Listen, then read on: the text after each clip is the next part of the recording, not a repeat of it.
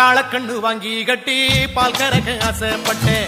கோழி குஞ்சு குட்டி போட கோயிலுக்கு நெந்துகிட்டேன். முட்டாளாயிருக்கேடி மானே, அடி ஒட்டாதே என் வாழ்க்கைதானே. ரொம்ப முட்டாளாயிருக்கேடி மானே.